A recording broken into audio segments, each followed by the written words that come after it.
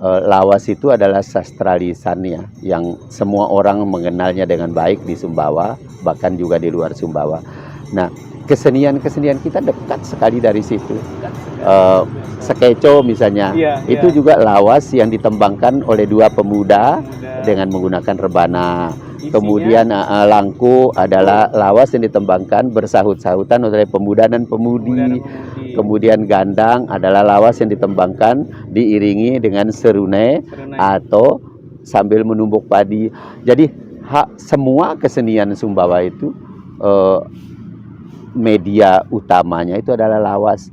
Maka nilai penting yang ada dalam syair sastra itu sendiri menjadi ruh bagi kesenian itu sendiri.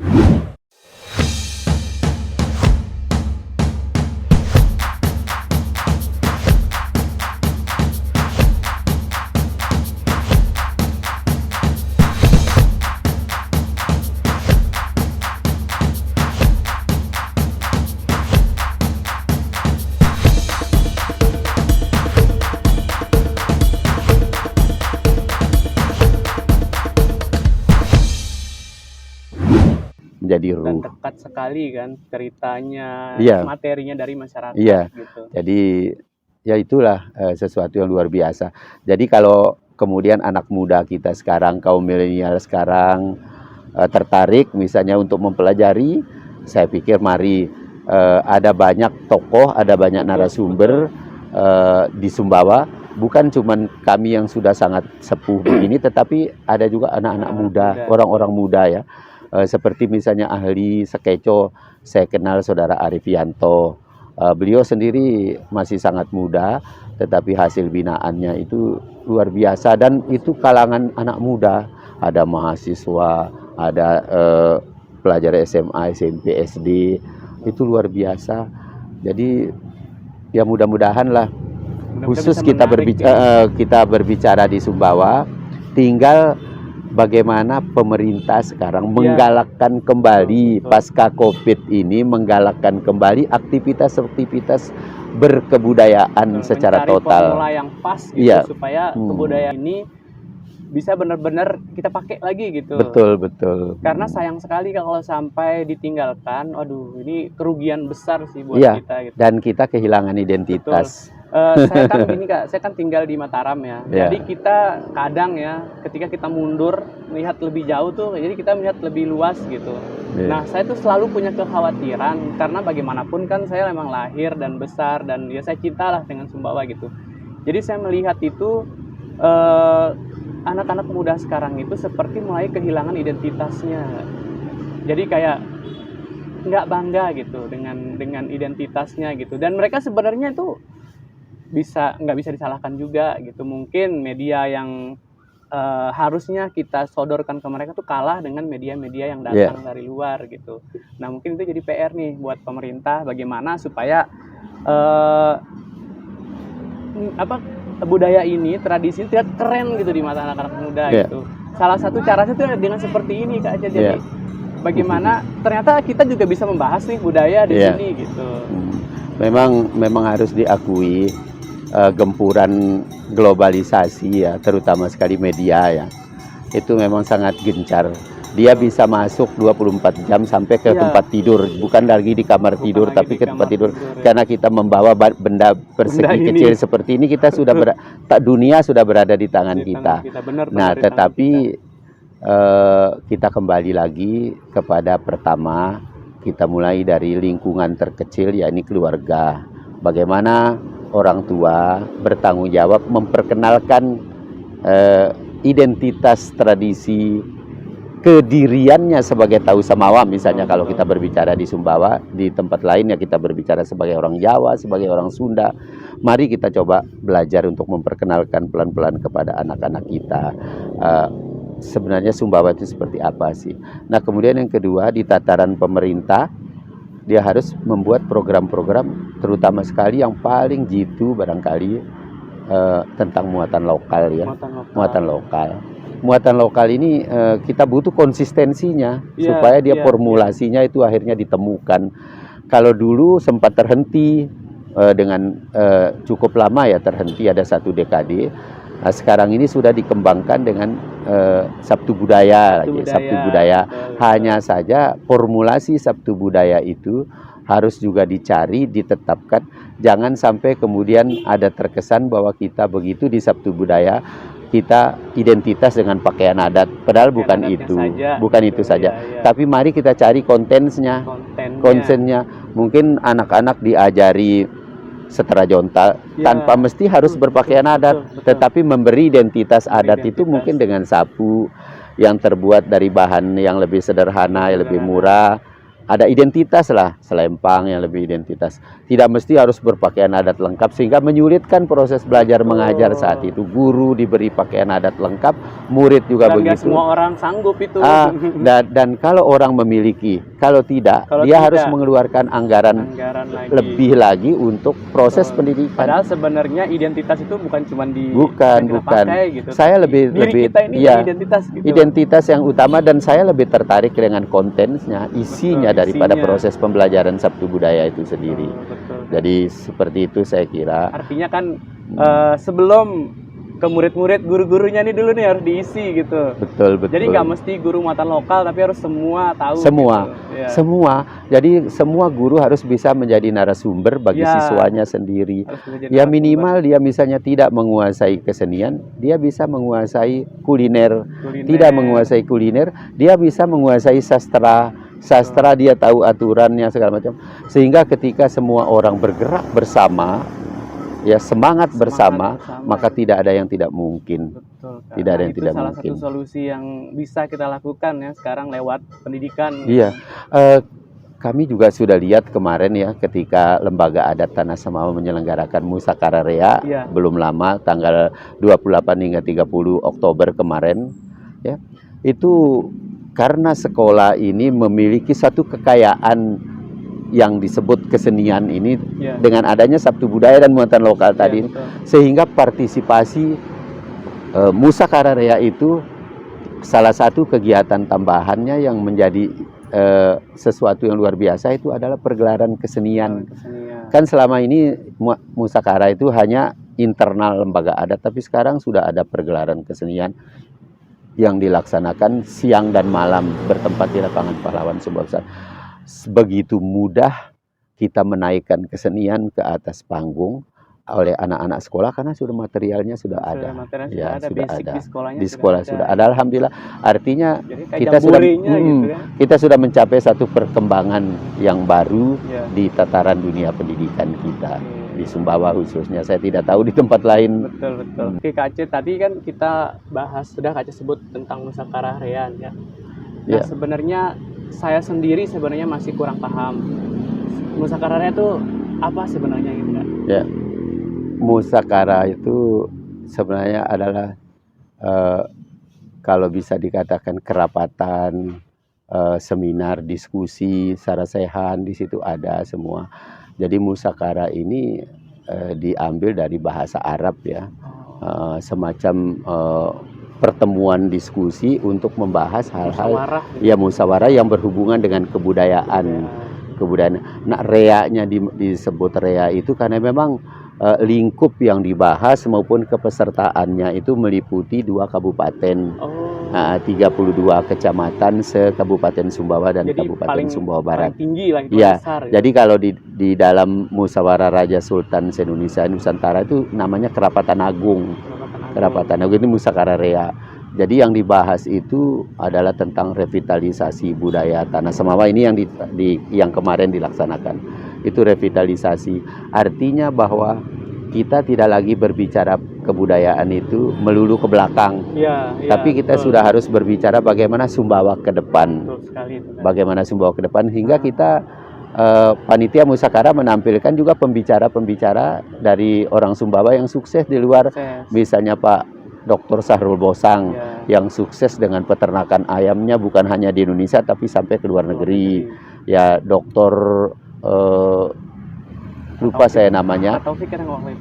Taufik Rasen, beliau dengan beliau juga berbicara tentang kebudayaan ya lebih luas. Kemudian ada Pak Profesor Dr. Din Samsudin dan lain sebagainya.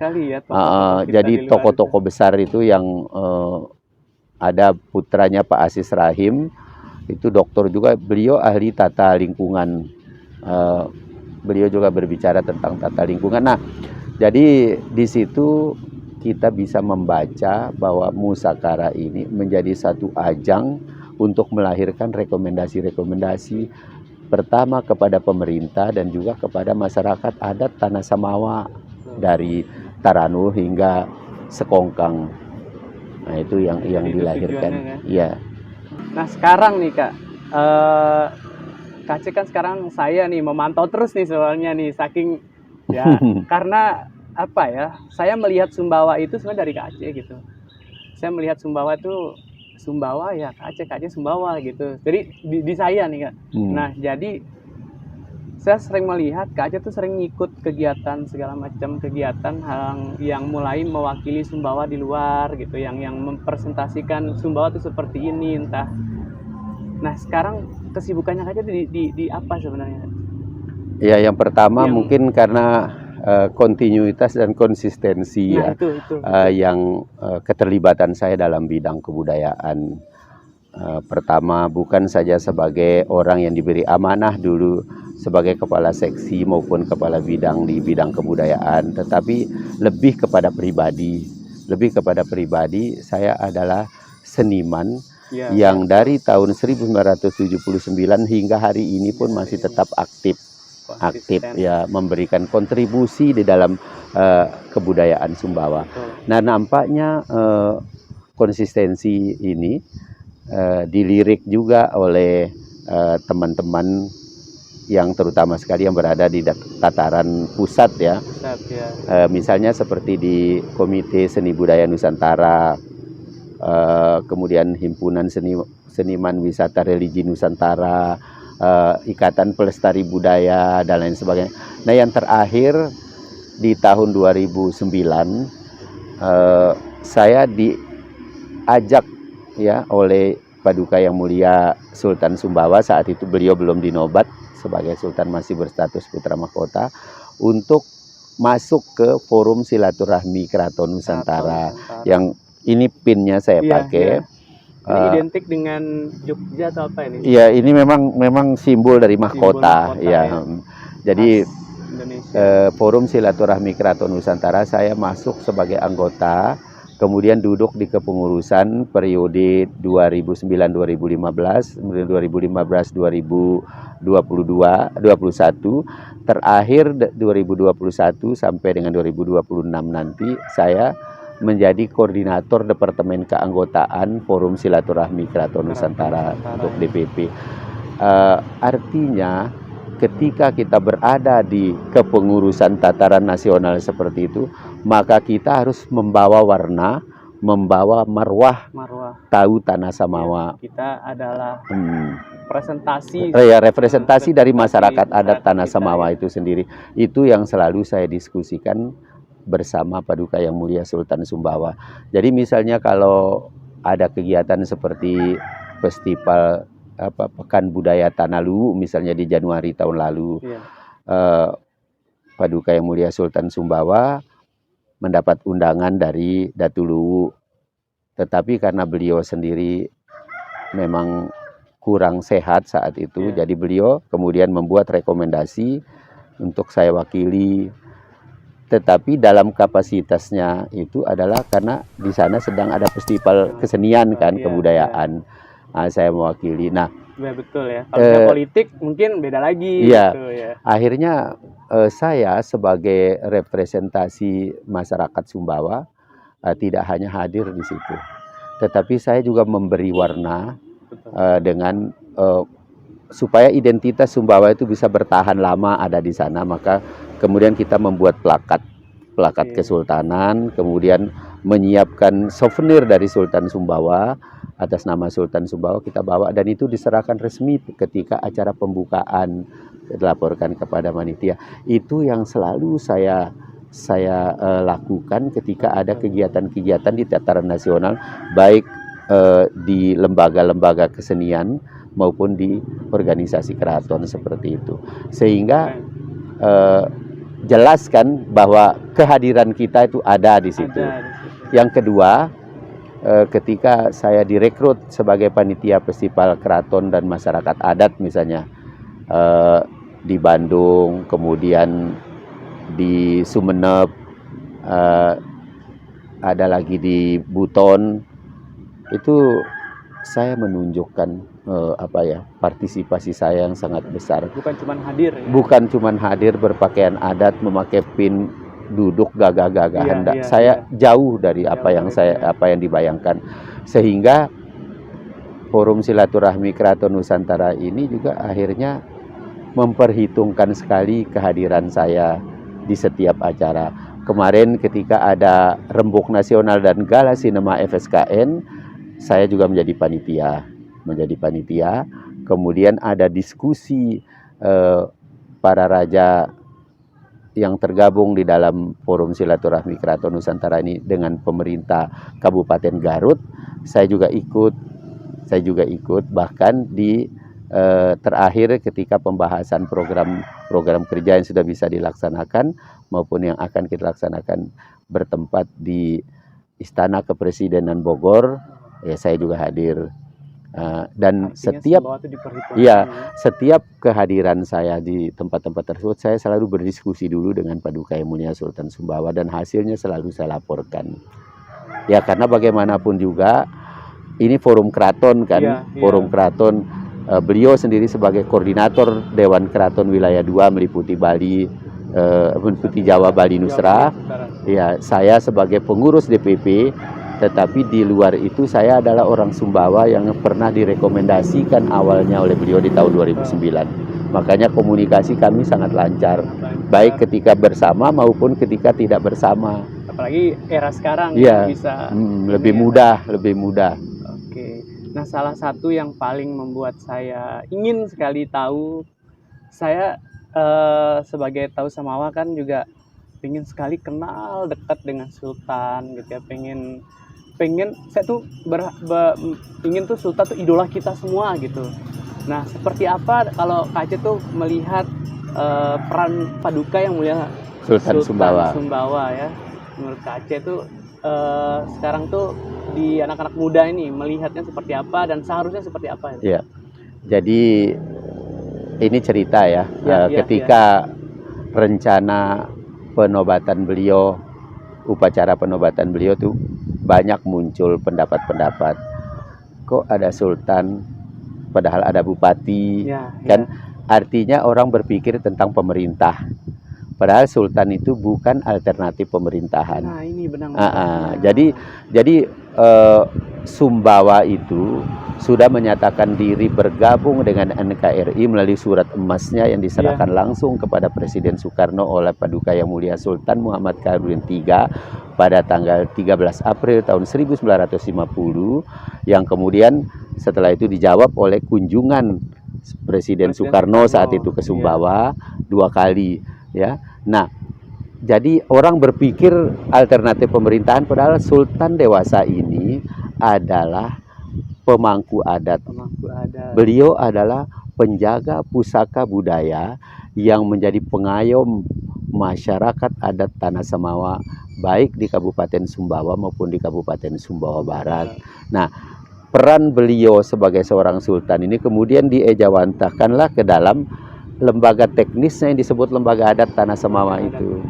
Nah, jadi Sultan meskipun tidak berada di Sumbawa, tetapi program-program ataupun tugas-tugas beliau sebagai Sultan itu terejawantahkan karena ada majelis adat yang beliau sendiri adalah duduk sebagai ketuanya, ada Dewan Syara, Dewan Adat, Dewan Pakar, Penakar Adat, dan Pembuat Adat, Pejatu Adat. Jadi lembaga inilah yang kemudian menjadi jawaban atas tugas-tugas beliau. Dan saya pikir tidak semua daerah yang memiliki sultan ataupun raja mampu mengimplementasikan tugas dan tanggung jawabnya sebagai alternatif sebagai pemangku adat. Karena ada juga mohon maaf, ada juga raja atau sultan yang hanya dia berada di istananya. Dia tidak berkomunikasi dengan masyarakat adat. Tapi kalau kita alhamdulillah gitu. Ya, tahun ini setelah kepengurusan baru, justru kami akan mereorganisasi kembali lembaga adat Tanah Semawa di tingkat kecamatan dan akan membentuk di tingkat desa Nah, sampai ke tingkat desa. Sebab desa lah ujung tombak daripada persoalan-persoalan, ya akarnya di situ. Jadi kalau kemarin saya sudah dapat kabar dari sahabat muda saya, budayawan muda Mufti Jauhari Al-Husni, kami sudah mengadakan pertemuan untuk membentuk lembaga adat desa.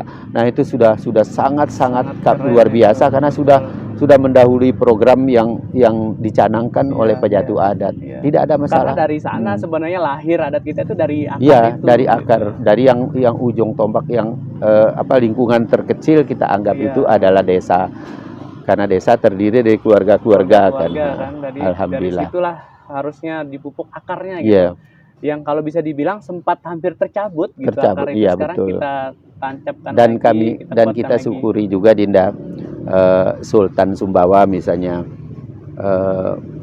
beliau walaupun sudah sepuh tetapi masih memiliki karisma dan sangat diidolakan oleh masyarakat Sumbawa. Saya sendiri diidolakan. Ketika beliau hadir kemarin di Musakara, cukup lama beliau berada di Sumbawa karena memang beliau terakhir itu adalah direktur muda ya di Bank Bumi Daya, pensiun tahun 90-an. Beliau tidak kembali ke Sumbawa karena memang sudah berumah tangga di Jakarta, beranak pinak dan lain sebagainya. Tetapi hubungan komunikasinya dengan masyarakat tetap terjalin, terutama sekali melalui lembaga adat itu tadi. Itu ya luar biasanya sistem pembinaan. Nah, kemudian nanti di tanggal 20-an pada ulang tahun Kabupaten Sumbawa, beliau akan kami jemput kembali untuk hadir pada ulang tahun Kabupaten Sumbawa, sekaligus akan ada ritual adat di Istana Balakuning. Kalau misalnya Dinda Aji ada program mau mewawancarai beliau, supaya saya bisa memasukkan ke dalam agenda kegiatannya, ya. Dan ritual adat itu juga saya pikir adalah sesuatu yang menarik untuk diangkat. Orang harus tahu itu. Ya, gitu. Jadi saya pikir ini informasi awal dulu, dan saya pikir tidak ada masalah kemudian kalau saya sampaikan, karena tanggal 13 nanti sekitar, kalau saya tetap sehat dan tidak ada halangan, saya ke Jakarta, kemudian bersama Paduka Yang Mulia Sultan Sumbawa, Paduka Yang Mulia Karaeng Turikali, Paduka Yang Mulia Raja Galuh, Paduka Yang Mulia Tengku Parameswara Sultan Indragiri, itu akan hadir di IKJ bersama seniman Sumbawa untuk mendukung ujian karya dari anak saya Rizky. Iya, karena kemarin Rizky pernah tampil di Gala Sinema itu mengawali pertunjukan pemutaran film Gala Sinema Budaya FSKN itu. Rizky tampil dengan tari tunggalnya Antakara Murka, kemudian saya sampaikan, ternyata direspon. Datang waktu itu ke sana. Iya, direspon oleh para raja, terutama beliau sendiri Sultan Sumbawa. Saya harus mendukung karena pertama dia adalah orang Sumbawa, yang kedua adalah anak muda yang justru kita beri kesempatan untuk berkembang. Nah, sehingga sekaligus saya menjemput beliau karena tanggal 14-15, tanggal 17 insya Allah saya balik ke Sumbawa membawa beliau untuk menghadiri untuk menghadiri hari ulang tahun Kabupaten Sumbawa yang ke-64. Karena beliau sudah hadir kemarin ketika ulang tahun ke-19 Kabupaten Sumbawa Barat. Jadi jangan sampai di sini tidak hadir, kan harus berkeadilan sebagai sultan yang dipunyai oleh 2 kabupaten tahu Tanah Semawa ini.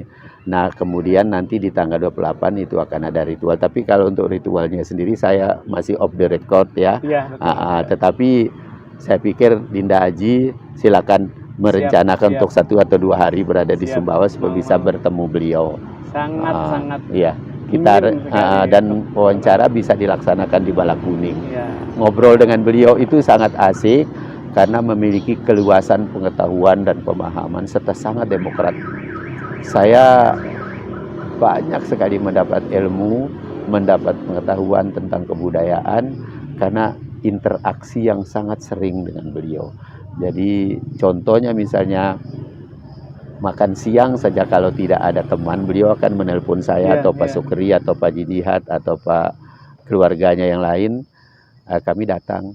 nanti makan siangnya sebentar, tapi ngobrolnya yang Ngobrolnya lama. yang Nah lama. itu Nah, penting kita menarik pengetahuan yang ada dimiliki oleh beliau. jadi terdokumentasi Ya. lagi pengetahuannya. Ya. Jadi itu kebijakan-kebijakan yang disampaikan melalui lisannya beliau itu luar biasa.